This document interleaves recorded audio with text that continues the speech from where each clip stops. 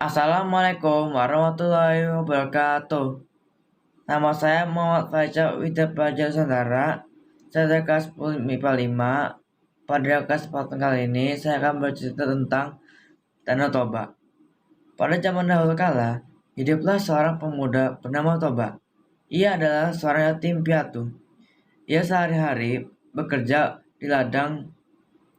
Sekali dia mencari ikan di sungai yang berada tak jauh dari gubuknya.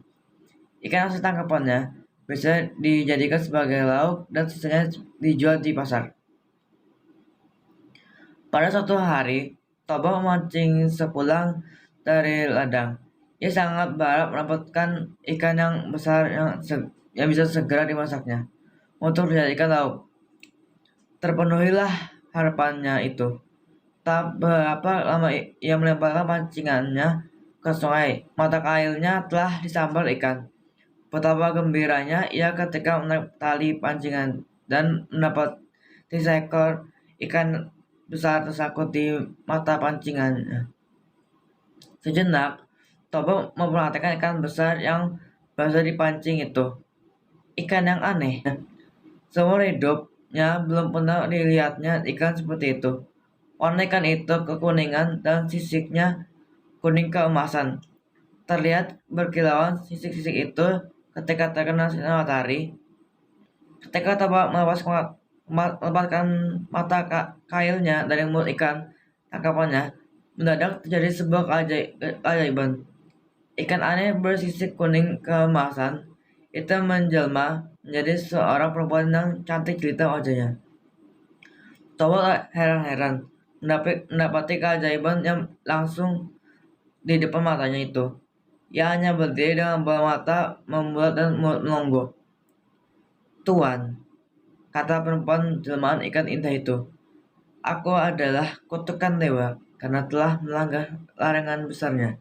Telah ditakdirkan kepadaku bahwa aku akan berubah bentuk mencapai makhluk apa saja yang memegang atau menyentuhku. Karena Tuhan telah memegangku, maka aku pun berubah menjadi manusia seperti Tuhan ini." Toba memperkenalkan namanya.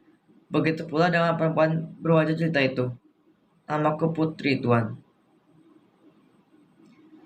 Toba lantas menjelaskan pula keinginannya itu untuk memperaistri Putri karena dia terpesona kecantikan si perempuan jelmaan ikan itu. "Bersediakah engkau menikah denganku?" Tanyalah tanyanya setelah pembicaraan beberapa saat itu.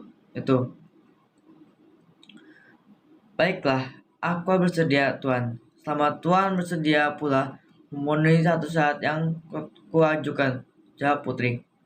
"Syarat apa engkau kehendaki? Sebutkan, niscaya aku akan memenuhinya." "Permintaanku hanya satu. Hendaklah Tuan menutup rapat-rapat rahasiaku.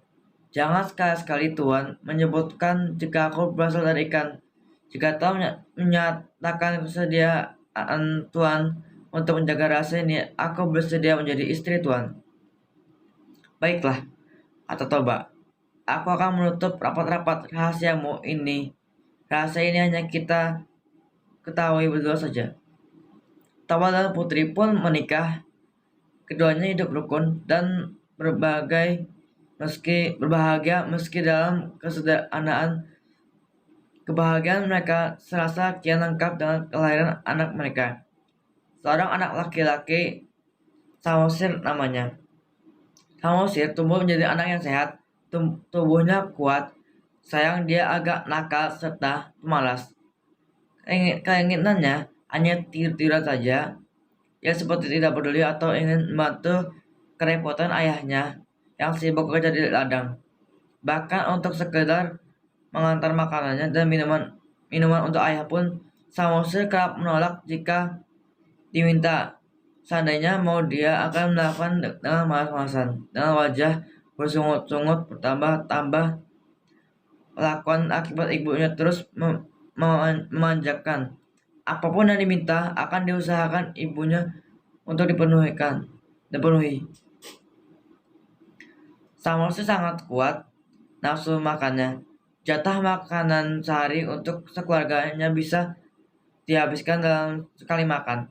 Toba merasa harus bekerja lebih keras lagi untuk dapat memenuhi keinginan makan anak laki-laki yang luar biasa itu. Pada suatu hari, Samosir diminta ibunya untuk mengantarkan makanan dan minuman untuk ayahnya. Samosir yang tengah bermalas-malasan semula enggan untuk menjalankan perintah ibunya itu. Namun setelah ibunya terus memaksa, akhirnya dia bersedia melakukannya meski dengan wajah yang bersungut-sungut. Samosir membawa makanan dan minuman itu menuju ke ladang. Di tengah perjalanan, Samosir merasa lapar.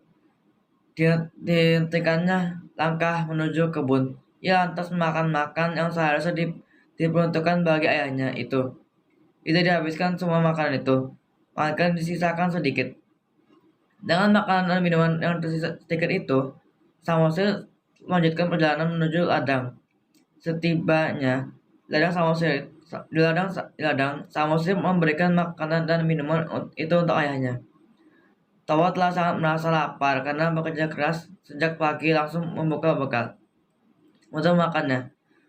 Terperanjat, dia sangat melihat makanan untuknya tinggal sedikit. Mengapa jatah makanan dan minumanku tinggal sedikit? Hanya dengan wajah kesal. Dengan wajah polos, seolah tidak merasa kesalahan. Samosir menjawab, tadi di jalan aku sangat lapar, ayah. Oleh karenanya, jatah makanan dan minuman ayah itu telah aku makan sebagian, tapi tidak semua aku habiskan, bukan. Masih tersedia sedikit makanan dan minuman untuk ayah. Anak tidak tahu diri, maka maki toba kepada anaknya. Kemarahan seketika meninggi Sasa, tidak bisa lagi dia menahan dan bersabar. Umpatannya pun seketika itu muncul. Dasar anak ikan engkau ini. Samosir sangat terkejut dengan umpatan ayahnya. Dia langsung berlari ke rumah. Pada saat bertemu ibunya, Samosir langsung menceritakan umpatan dan cacian ayahnya yang menyebut dirinya adalah keturunan ikan. Mendengar pengaduan anaknya, ibu Samosir menjadi sangat bersedih. Tidak sangka jika suaminya melanggar sumpah untuk itu menyebutkan berasal dari ikan. Samosir dan ibunya saling berpegangan dalam hitungan sekejap. Keduanya menghilang, kaca pun terjadi di bekas di pijakan kaki. Samosir dan ibunya menyembur air yang sangat deras dari dalam tanah. Air laksana disemburkan keluar seolah tiada henti. Semakin lama, tidak semakin berkurang semburan air itu, melainkan semakin besar adanya. Dalam waktu cepat permukaan tanah itu pun tergenang. Permukaan air terus meninggi dan tak berapa lama kemudian lembah tempat tinggi Toba telah tergenang air. Terbentuklah kemudian sebuah danau yang sangat luas tempat itu. Sekian dari saya. Wassalamualaikum warahmatullahi wabarakatuh.